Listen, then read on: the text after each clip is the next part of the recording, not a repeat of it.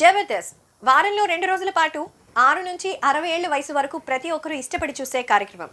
జబర్దస్త్ కార్యక్రమంలో ఉండేటువంటి పార్టిసిపెంట్స్ కోసమే కాదు, జడ్జెస్ కోసం కూడా ఇది బాగా ఫేమస్.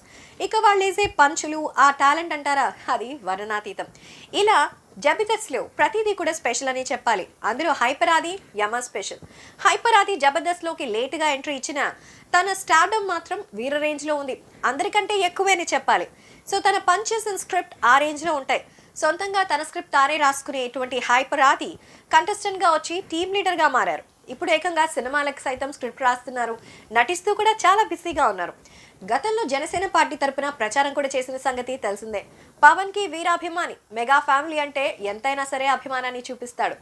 అలాంటి హైపర్ ఆది డబుల్ మీనింగ్ పంచెస్ వేయడంలో కూడా దిట్టే. ఎవరి మీద వేస్తేనే పర్వాలేదు కానీ ఏపీఐఎస్ చైర్మన్ నగరి ఎమ్మెల్యే ఆర్కే రోజాపైనే అలాంటి డబుల్ మీనింగ్ డైలాగ్ వదిలేశాడు. దీంతో నెటిజన్లు ఆదిపై ఫైర్లో ఉన్నారు. ఇంతకీ ఏం జరిగిందంటే, మొన్న జరిగిన ఎపిసోడ్లో గద్దలకొండ గణేష్గా మరి ఎంట్రీ ఇచ్చాడు, గద్దలకొండ ఆది పేరుతో.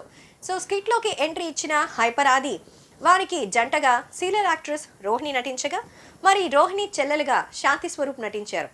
శాంతి స్వరూప్ వండుకొని, రాఘవేంద్ర రావు నన్ను చూసుంటే ఆ పళ్లతో నన్ను కొట్టేవాడు అంటూ చాలా గొప్పగా చెప్పుకుంటుంది.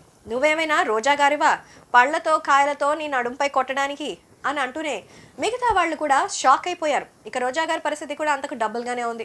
తర్వాత వెంటనే కవర్ చేసుకున్న ఆది, రోజా గారు అందంగా దేవకన్యలా ఉంటారు కాబట్టే ఆమెను అంత అద్భుతంగా చూపించి ఆమెపై పండ్లు పూలు వేస్తారు, మరి నువ్వెంత అంటూ చెప్పగా సవరించుకున్నట్టు బాగా కనిపించింది. ప్రస్తుతానికి రోజాపై అలాంటి కామెంట్ చేయడంతో హైపర్ ఆదికి నోరు దురుసు ఎక్కువని, పంచేసేయాలా కానీ ఇలా ఒకరిని కించపరిచేలా మాట్లాడకూడదని కామెంట్స్ వినిపిస్తున్నాయి. మరి యాజ్ యూజువల్గా ఉండే ఈ షోలో దీనికోసం పెద్దగా రియాక్ట్ అవ్వాల్సిందని లేదని, దీనికంటే ఇంకా ఎన్నో జరిగాయని జరుగుతాయని కొందరు కూడా చేస్తున్నారు. సో మరి దీనిపై ఏం అభిప్రాయం, వివరణ ఇచ్చుకుంటారో అది చూడాల్సిందే.